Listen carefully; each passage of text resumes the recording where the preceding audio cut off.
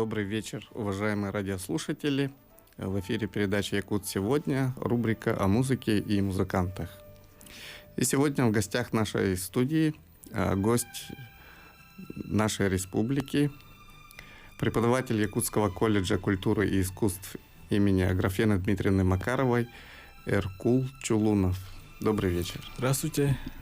Эркул преподает национальные инструменты. И сегодня привез с собой различные инструменты. И сначала хочу спросить, когда приехали? Еще раз здравствуйте. Меня зовут Чулунов Эркул Андреевич. Я уроженец из Республики Алтай. Поступил я сюда в Арктический государственный институт культуры и искусств. Я студент 3-го курса. Также работаю в Якутском колледже культуры и искусств имени Аграфены Дмитриевны Макаровой. Я сюда прилетел, получается, 3 года назад.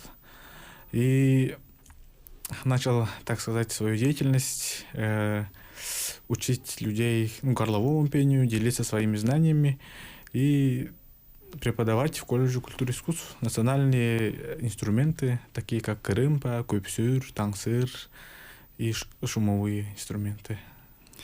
То есть уже 3 года, и сразу так хочется спросить, как вам наша зима? Вот такая ситуация была, получается, в 2019 году меня пригласили сюда поучаствовать во всероссийском конкурсе «Эпосы народов России», получается, проходил в Арктическом государственном институте. Я прилетел, у нас в марте, это было 3 марта, 3 марта прилетаю с Алтая сюда, и меня должны были встретить, а я смотрю, передо мной какой-то, человек стоит, он вообще хорошо одетый, вообще, только глаза видно. Я думаю, что с тобой? Он говорит, выйди на улицу и посмотришь. Вот тогда я понял, когда на улицу вышел. Я-то не ожидал, когда... у нас Алтай уже весна, уже все, цветочки пахнут и все. Если говорить про Алтай, то какие виды народного творчества вы там исповедуете, изучаете? То есть я знаю, что горловое пение, национальные инструменты, эпос. Как и везде, как у всех тюркских народов, это те же самые национальные инструменты, почитаемые алкыш, и также эпосы. Очень люблю эпосы, и очень почитаются эпосы, потому что в эпосах написана вся культура каждого народа, и через эпосы мы познаем то, что было раньше. И в эпосе не только она как Библия открытая, через нее можно все узнать. А у вас там, получается, этому специально обучают или это? Горловому пению у нас, да, можно научиться. Есть те, которые научились, есть у тех, которые в крови передаются с поколения в поколение. У меня, получается, со стороны матери прадедушка Яманчинов Тиртай его звали. Он был Кайчи. Кайчи — это у нас исполнитель эпоса, так же, как Олон Хосут, получается. И через него мне передалось, я так думаю. Как это все начиналось, получается, мне рассказывали в 3 года, когда еще не умел разговаривать хорошо. Я у бабушки в юрте вставал на маленький стульчик, брал пульт от телевизора и представлял себя на сцене и просто как протягивал звуки первым видом кархара, горловым пением. И это исчезло. И это появилось спустя через 10 лет. Ровно через 10 лет я лежал у бабушки, получается, на паласе. Делать было нечего. Потом решил попробовать, и получилось. А дальше мои братья и те, которые занимаются, они меня направили на правильный путь, как правильно играть на инструменте, как правильно подавать и так далее. Я хочу напомнить нашим слушателям, что мы в прямом эфире. Телефоны 32 00 66, 32 11 66. Вы можете звонить и задавать интересующие вас вопросы. И тоже такой вопрос интересный.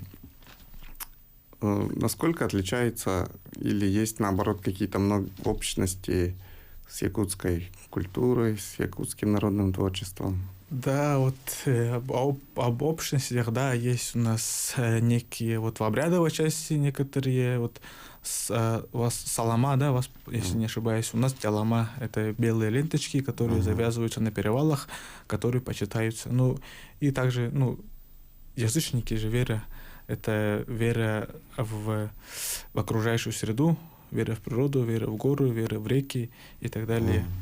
И у нас была такая интересная вот, обследовательская работа, нам задали, получается, и мы с моим другом, ну, с Саха, другом, вот именно по кухне у нас очень много схожего именно по кухне, кисломолочные продукции очень-очень даже есть одинаковые, просто называется по-другому, да. И по видам спорта, вот у вас капсагай, у нас кюреш, у нас у всех тюркских народов она как бы одна и та же, суть одна и та же, но называется по-другому. А вот если взять эпос все-таки, какие различия именно вашего эпоса от якутского? Якутский эпос и наш алтайский эпос, получается, различие в том, что мы используем инструмент, алтайский национальный инструмент обшур, и под мелодию, получается, горловым пением исполняем эпос, сказываем. Не исполняем, а сказываем. Получается, вот слушал якутских исполнителей, у них тоюк, да, через песню тоюк, вот кылыгах, получается, через это речитативно у них, без использования горлового пения и инструмента. А если взять, ну, скажем так, текстовую часть, сюжет, о чем ваш? По сюжетам не различаются они. Сюжет у каждого эпоса одинаковый, во всех эпосах одинаковый. Начало эпоса, потом быт и как он жил, богатырь, и где воевал, с кем был, и так далее, короче. Вот эпос, если читать его, один раз прочтешь, его никогда не поймешь. Хоть 50, хоть 100 раз читай, его не поймешь. Его надо, когда заново, снова перечитываешь, ты узнаешь все новое. То есть это связано еще и с возрастом, может? Да, с возрастом и с пониманием, наверное, тоже связано. А вот горловое пение, вообще, что это такое? Как вы объясняете вот этот вид искусства? Горловое пение — это природа, сама природа. Потому что в древности же не было вот нот, не было музыкальных инструментов, люди не знали, что такое нотная грамота, и просто подражали звукам, например, грома, или как камни скатываются с гор. Вот это подражание природы. И получается, у горлового пения три стиля. Первый стиль хархара называется, он олицетворяет нижний мир, второй стиль гуэмэй, он олицетворяет, получается, средний мир наш, где мы живем, и сагат, верхний мир. И каждый вид этого пения предполагает какую-то различную технику исполнения, да? Фундамент всех техник — это хархара. Если освоить хархара, тогда вот дальше, больше будет. Легче будет. Легче будет. То есть это такие звуки нижние, да? Да, нижние звуки, потом после нижних звуков изучаете верхние, а сразу верхний звук изучить не получится, потому что надо понять, как надо поставить город, гортань, как тут отрегулировать и так далее. Ну вот я знаю, что так называемые флажолеты, они появляются в результате все-таки таких очень так называемого частотного резонирования, резонанса. Вот. И насколько это влияет вот именно на горло, в физическом плане, на здоровье? Трудный вопрос. Вот людям, которые научились, сами научились, им в первые моменты изучения горлового пения им будет трудно, потому что будет перешить в горы, потому что постановка неправильная получается. Они используют... Тоже нужно диафрагму использовать, они используют горло, получается. И из-за раздражения горла будет чувствоваться не так. А если которые, получается, вот передалось через рот. Техника. Да, техника передалась, она уже как голос у вас, как говорите, она не влияет. Ну, с возрастом, да, может быть. С возрастом, давление там поднимается. Это же все равно нагрузка же. Просто я слышал, что не всем это дано, и если неправильно что-то сделать, то даже опасно. Да, опасно в том случае, когда человек ощущает это в переходном возрасте, когда голос ломается. Когда голос ломается. Так, может, немножко, чуть-чуть продемонстрируйте сейчас. Первый стиль называется кархара. Это нижний стиль.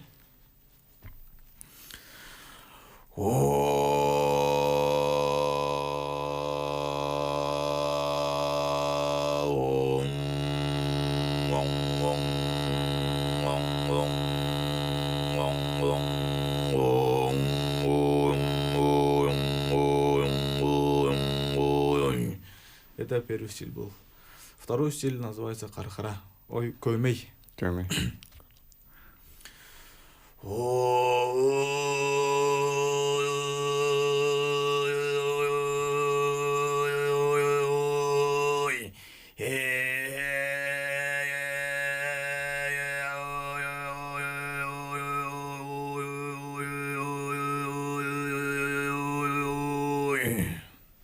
И третий стиль называется сыгыт.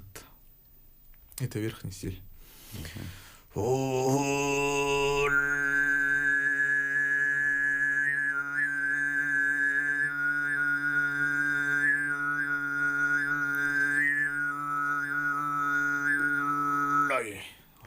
Браво. Непостижимо так, как появляются вот эти флажолеты из натурального звукоряда. Очень интересно. И давайте спросим о том, как вы именно преподаете здесь, в Якутске. В колледже культуры, да, у меня, получается, предмет называется постановка голоса. В этом предмете... Извиняюсь, у нас сейчас мы прервемся на рекламу и после продолжим нашу беседу.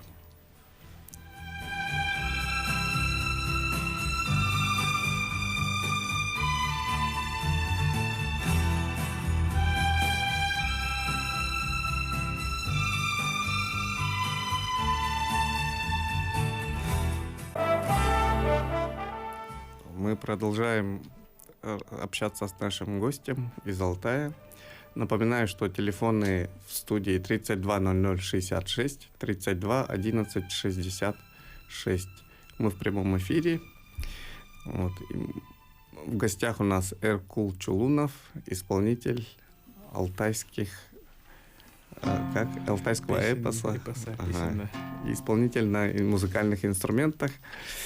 И сейчас он представит вам национальный алтайский инструмент, который называется топшур. Да.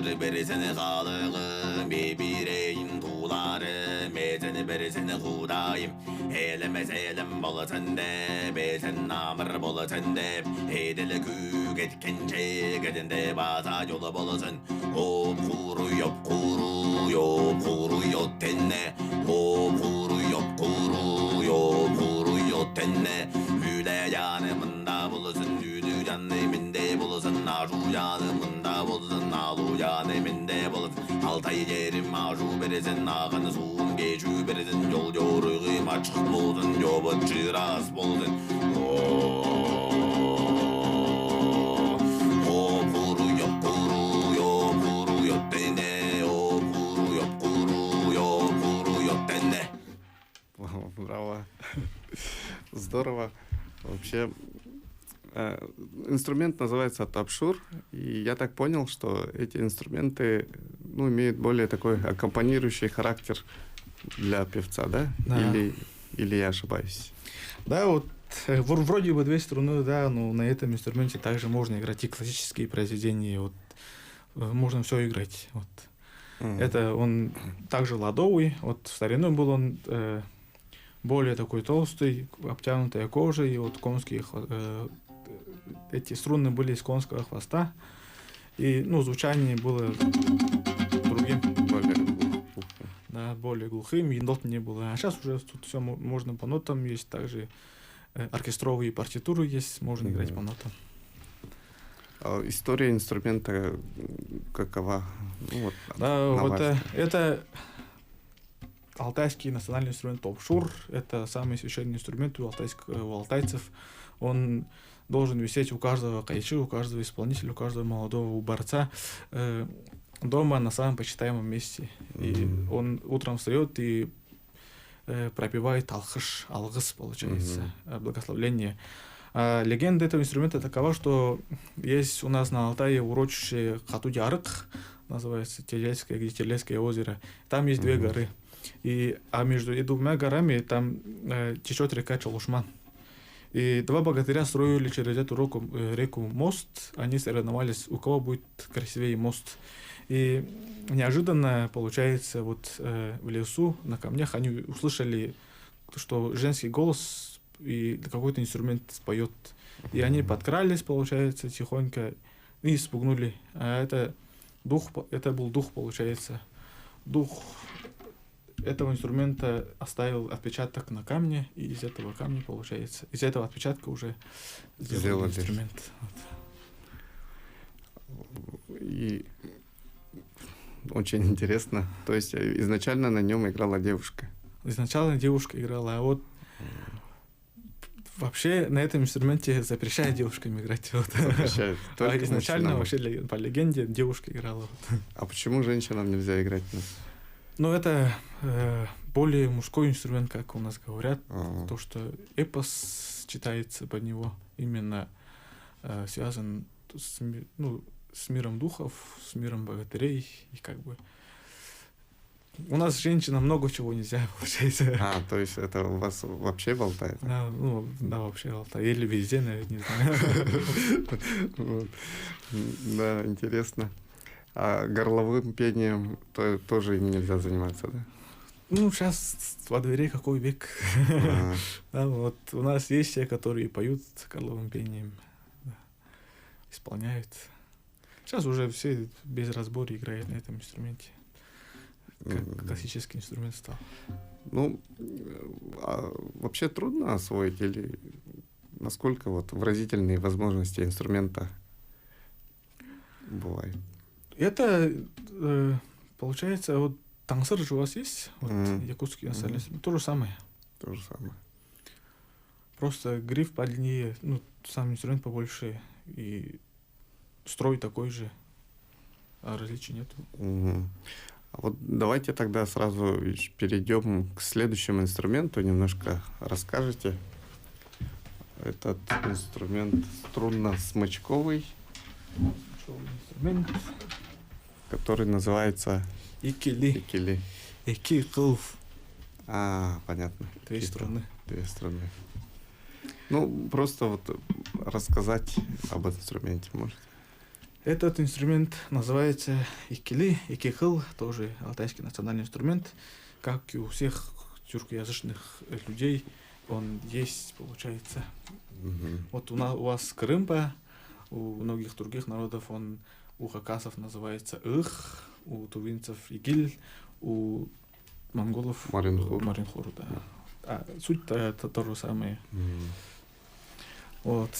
Вообще вот в этих инструментах тут должен быть стоять конь. Но я сделал орла, потому что орел издревле у тюркских народов был охотничьим, охотничьим животным. Он всегда летал выше головы. Он был как почитаемое животное. Вот. А легенда этого инструмента, получается, жил мальчик-сирота, и у него был один конь, любимый конь. И как-то они решили переправиться через гору, через обрыв. Была ливневая погода, и лошадь, получается, опрокинулась с этой горы и умерла. И этот мальчик очень долго переживал, страдал, и он у него уснул, получается, на нем уснул, и во сне пришел конь и сказал: ты не огорчайся, мой дух будет всегда с тобой, ты из моих костей сделай инструмент. Он взял череп, из черепа получается корпус, это гриф из кости ноги, струны из хвоста, а вот смычок это ребро. Из ребра. И... Он как плачущий инструмент. Вот. Само звучание его напоминает плач. У китайцев есть такой инструмент тоже, эрхо. Вот. И я как-то видел, что они не прижимают струну пальцем, да? Вот тут как? Да, различия от соседние регионы, вот наши, получается, Алтай, Тува, Бурят, Монголия, они также играют. Вот они прижимают фалангами ногтя, толкают струну вовнутрь. А у вас я заметил, что нажимают на струну. Вот. Да. Нажимают на струну. Я своих учу толкать. Потому что, когда нажимаешь, эта часть, часть кончика пальца, она как бы мягкая, и она не прожимается, и звук как бы не такой. Мы попробовали, толкать, чище звук. Прикосновение к струне идет ногтем. Ногтем, фалангами ногтя. Фаланг. Ага.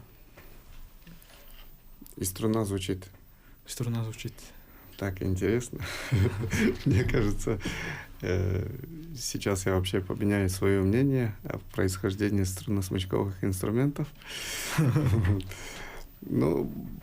Сейчас насколько, как сказать, тоже именно по творчеству, по разнообразию репертуара, что обычно исполняется на этом инструменте? То же самое, тут нужно, она как бы нотированная, тоже лады есть, и все строится, вот, например, если играть с оркестром, она подстраивается под оркестр, под главную ноту, и также играется, по нотам читается, и также партитура есть под нее. А какой интервал между двумя струнами обычно? Кварта. То есть настраивается в кварта. Можно на квинту настроить. Кварта и квинт — это основные. Я заметил, что на грифе нарисованы следы. Это волк. Да, это волк, получается, снизу волк. Это типа колки волка. Это уже мастер. У нас есть мастер на Алтае, его зовут Денис Фуршатов. Он очень такой своеобразный мастер. Вот. И вместо ладов, точнее, да? Как да, вместо ладов нарисованы лапы. Следы волка. Вообще, сам корпус из чего сделан? Тут много-много деревьев, как мне сказали. Тут и бенное дерево, и черное дерево, и красное дерево. Вообще не знаю. Вообще он должен быть из кедра. И этот инструмент выдавливается из цельного кедра. Он цельный должен быть весь. А в старину из... В старину из кедра, да. Сушили кедр, получается, несколько лет, потом выдалбливали цельный корпус. У вас растет кедр У нас кедр растет в горах, да? везде. Ага. Просто дерево, выросшее в горах, оно же имеет более, наверное, такую плотную структуру колец. И для звука, для звучания, это для резонанса более... Ну да, у нас там везде горы. Так, мы сейчас немножко прервемся опять на рекламу, и после рекламы продолжим нашу беседу.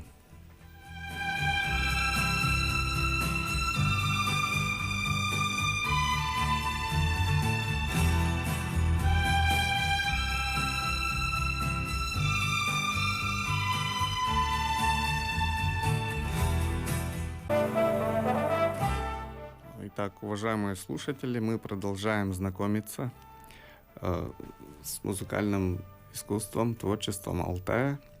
В гостях у нас, напоминаю, Эркул Чулунов, преподаватель Якутского колледжа культуры и искусств имени Аграфены Дмитриевны Макаровой. И сейчас он нам представит инструмент икили, как он звучит.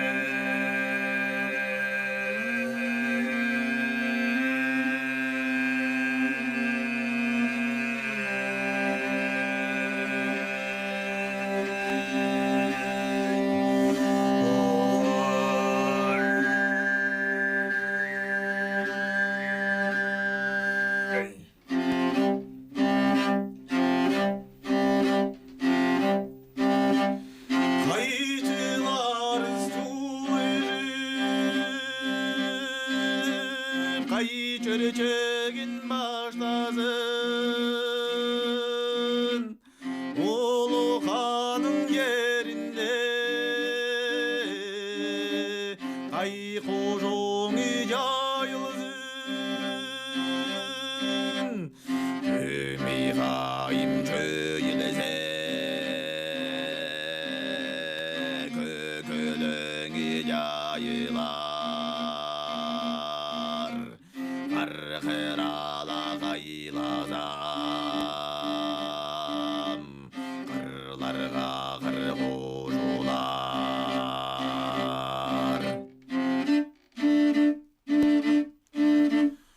Uluğan ulu yerim Kaydala yürüsem alıkayın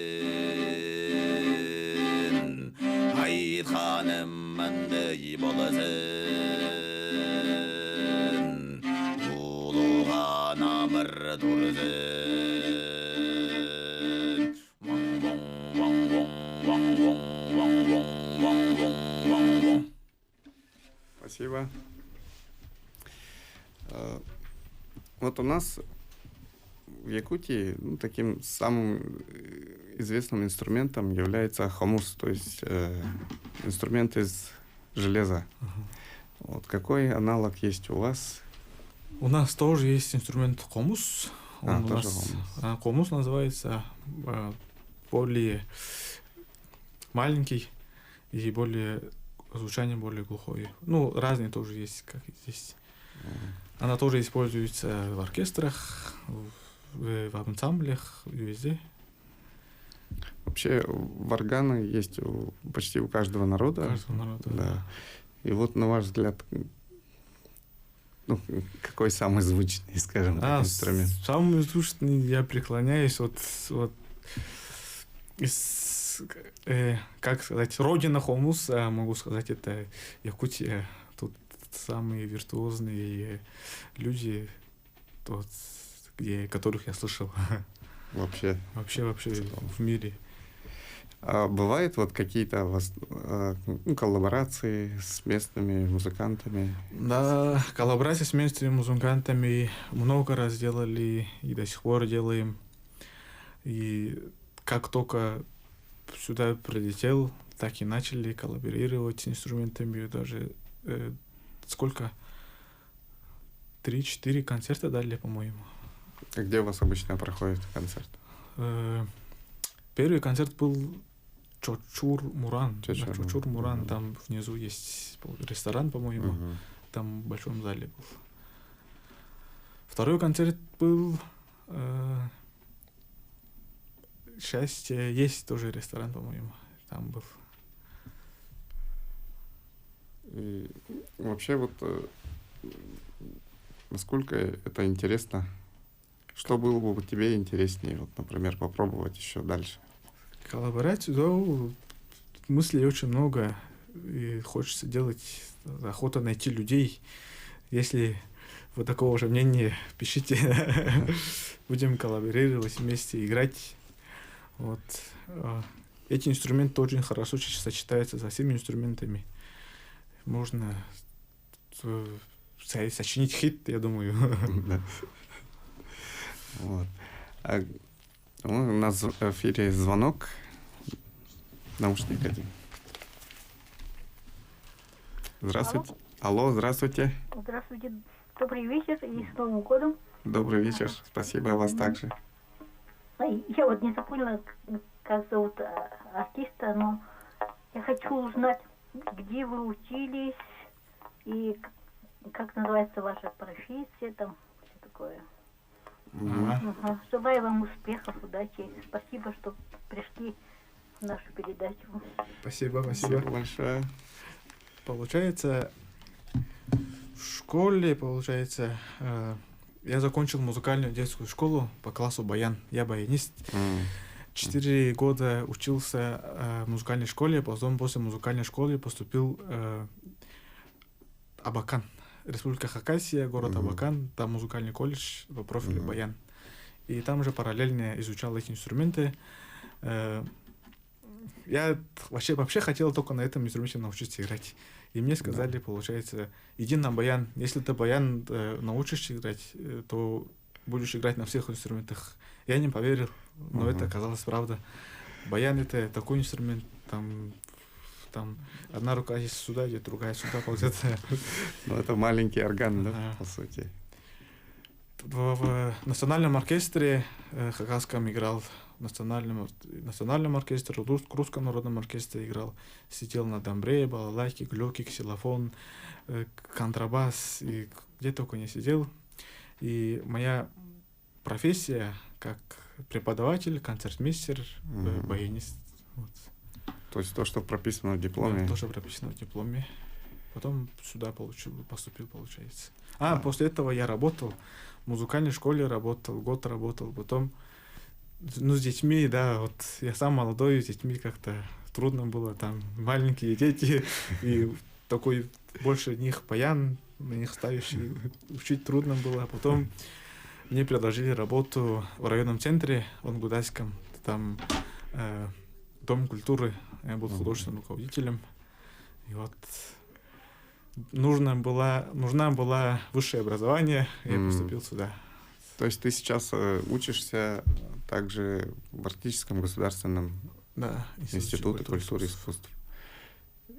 И на каком курсе? Третий курс. То есть еще 2 года будешь учиться? Еще год. Еще год. Да. Ну и какие дальнейшие планы, дальнейшее видение? Дальнейшие планы? Да. Хорошо, с отличием закончить учебу, а дальше вот работать в сфере культуры, развивать свою культуру, развивать знакомые мне культуры. И охота создать ансамбль всемирно известный. Вот, с играющими людьми. Если есть, пишите даже. Вот. Ну и, конечно, там семейное состояние, Семейное состояние холостой. Вот. А это... Забыл, что хотел спросить. В дальнейшем, вот, если брать не только национальные инструменты, Мгм. вот, вообще вот как-то, как ты видишь именно соединение классического и, скажем, народного творчества? Такой опыт, по-моему, у меня такой опыт был. Соединяли классическое и народное творчество. Нормально. Да, просто вот я много вижу, что в Китае, например, очень так активно пропагандируют свой инструмент эрху. Мгм. То есть они играют с классическими оркестрами, Мгм. симфоническими. Вот. Какие у тебя вот планы именно в этом направлении? Вот недавно, получается, копался в Ютубе и наткнулся на группу, не помню, как она называется, и там очень классно они играют. Там и гитарист француз вообще, М, Марин Хурист, вот из Монголии, и китаец был с каким-то инструментом, тоже смычковый инструмент, и то ли ирландец, что ли, и они такую мелодию играли. Там, получается, смешивали мелодию одного народа с другим народом и так далее. Вот мгм. такого уровня хочу. Они очень классно играют. А тебе вообще нравится у нас в Якутии? Не было бы так холодно. Целыми днями дома лежать, на улицу вышел, все, обратно заходишь. Да, ну, в основном только холод, да? В основном только холод, а так все хорошо. Все нормально. Мгм. Ну, мы тебе пожелаем дальнейших успехов, большого продвижения в плане продвижения национальных инструментов и, скажем так, счастливого пути в жизни, чтобы у тебя все сложилось замечательно. И, может, ты тоже что-нибудь скажешь. Да, вот, спасибо, что пригласили. Вот, с Новым годом, также с прошедшими праздниками. Как говорить? Тил болса халық болар, халық болса жер турар. Это значит, если будет язык, будет народ, если будет народ, будет и земля. Спасибо.